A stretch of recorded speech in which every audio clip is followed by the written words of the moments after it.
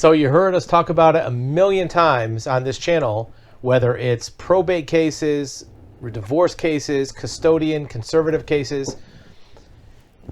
The level of fraud going on in family law is through the roof. Divorce cases, people are hiding assets left and right. Probate cases, people are stealing money from their relatives left and right. Even conservators are stealing money from people under their care. This is a great article from ACFE, Association of Certified Fraud Examiners. We're a proud member. We've been a keynote speaker at their events. We're also on the board of directors for one of their divisions. And the ACFE is cutting edge in terms of fraud and fraud investigations. And they have a great article this month about unraveling the web, tracing marital assets. That's the key, tracing the assets. Because when one party to a divorce is hiding assets, you got to trace them. And they go through a lot of details. It gives you some basics on what a fraud examiner should do. This is from the standpoint of a fraud examiner reading this article, so it has some technical things in it. First, it talks about understanding marital and separate property, what the difference is.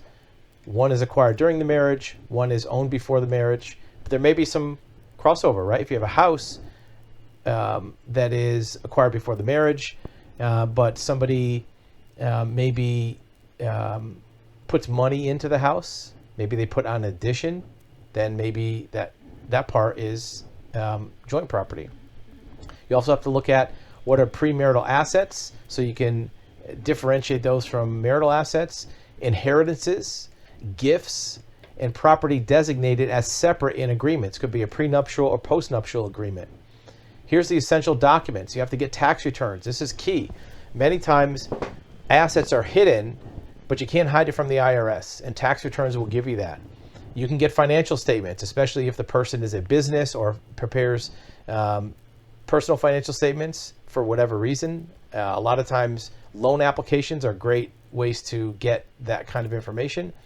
The techniques for asset tracing, you want to get bank statements, investment accounts, credit card statements. Even though credit cards technically don't have assets on them, you can always find leads for assets from credit card payments. Somebody who has a hidden boat, they're going to go to the boatyard and buy gas with their credit card. You're going to go maybe pay for a repair on your Rolex watch at the jewelry store. You can look through these credit card statements and find a lot of leads where the assets are hidden. Even things like safe deposit box payments. You want to definitely check deeds and titles, not just for properties you know about. You want to do a full index search in all the county recorder's offices to find out other properties that have been purchased by that person, maybe properties they have mortgages on. So many times we find one party to a marriage has a secret property with another person that they're having a relationship with as hidden second property. Sometimes you'll find mortgages that benefited them on property deeds. Then you want to do some forensics. You want to analyze the financial records, look for where there's things that don't add up. You want to look for where there's records that don't make sense. They don't go along with what is reported. Remember, at the beginning of every divorce, both parties have to file a financial disclosure showing this is what I have, here's the assets. Many times those are, shall we say, fudged, or they're not 100% accurate. A lot of times it's done on purpose. A lot of times even the attorney will tell the client, don't fill it out right, nobody's going to check. You need to check. Review the transactions, identify deposits and withdrawals. If you see a bank account with huge deposits, you want to know where they come from. Is there some other income source? Is there some other asset being transferred? Also, you want to look at the other way. Are there assets going out?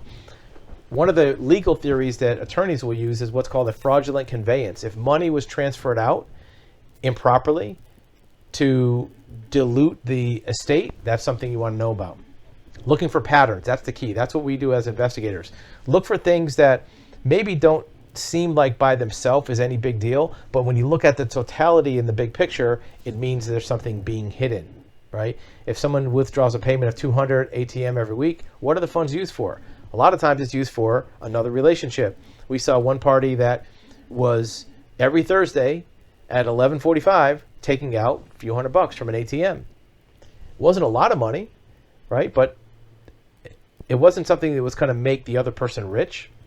But what we found was, we did surveillance. That person was going to the ATM, taking out a few $100, meeting their girlfriend at the motel was actually not a motel, it was a nice hotel, checking in, paying cash, and they had a relationship with somebody else.